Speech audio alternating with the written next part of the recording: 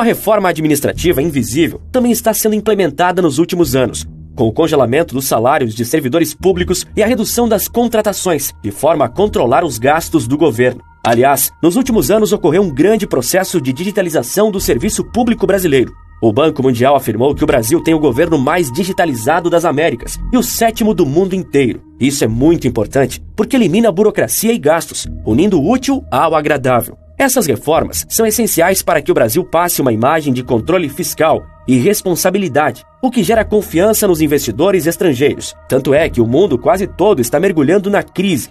Mas o Brasil está surpreendendo a todos positivamente. Mesmo segurando os gastos públicos, nós realizamos o maior programa de transferência de renda da história. O Instituto de Pesquisa Econômica Aplicada, o IPEA, projeta uma queda para 4,1% da taxa de extrema pobreza no Brasil ainda este ano. Também na contramão do mundo, onde o número de pessoas que não sabem se farão a próxima refeição só aumenta. Felizmente, em 2019, foi promulgada a Lei da Liberdade Econômica, que reduziu especialmente a burocracia para pequenos e médios empreendedores realizarem o sonho de terem o seu próprio negócio. O resultado é que mais de 380 mil empresas foram abertas no país no último mês de julho, indicando que a economia está aquecida e as pessoas se sentem seguras em abrir um negócio de um jeito muito mais fácil do que era antes. E o Brasil tem simplesmente 890 bilhões de reais em investimentos privados contratados, de empresas nacionais e internacionais, sendo que dessa fortuna, 160 bilhões de reais já foram pagos de entrada, para garantir o direito de investir no Brasil. Em julho de 2021, o setor portuário brasileiro atraiu 1,4 bilhão de reais em investimentos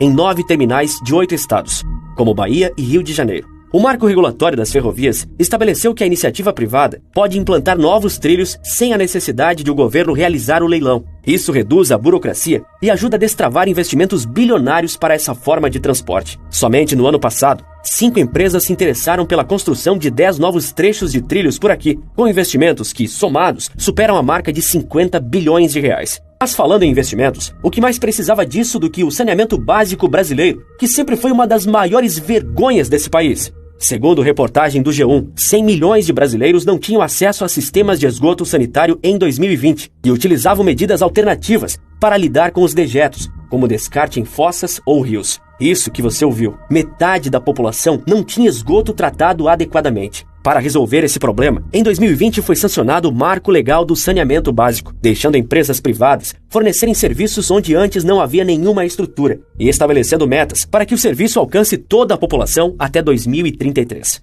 De lá para cá, o Marco do Saneamento gerou mais de 70 bilhões de reais em investimentos, beneficiando mais de 19 milhões de pessoas ao redor do país. Esse marco foi importante para dar dignidade às dezenas de milhões de brasileiros que estavam expostos a vários tipos de doenças. Tudo isso ajudou o Brasil a se tornar um país atrativo no mundo no meio de uma crise global, onde a Europa está afundada em um conflito militar com consequências devastadoras e os Estados Unidos estão enfrentando uma recessão e inflação ao mesmo tempo.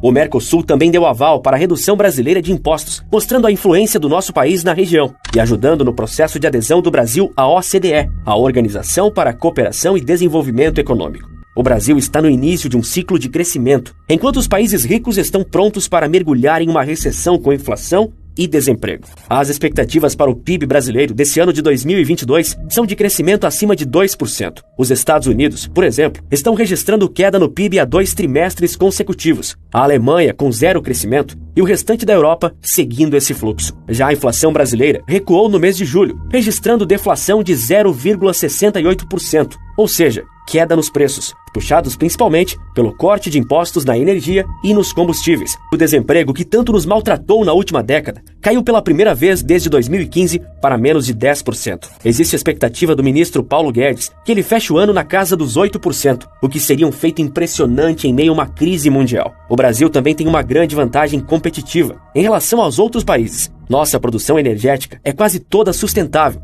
desde a solar até a eólica. Somos uma potência verde.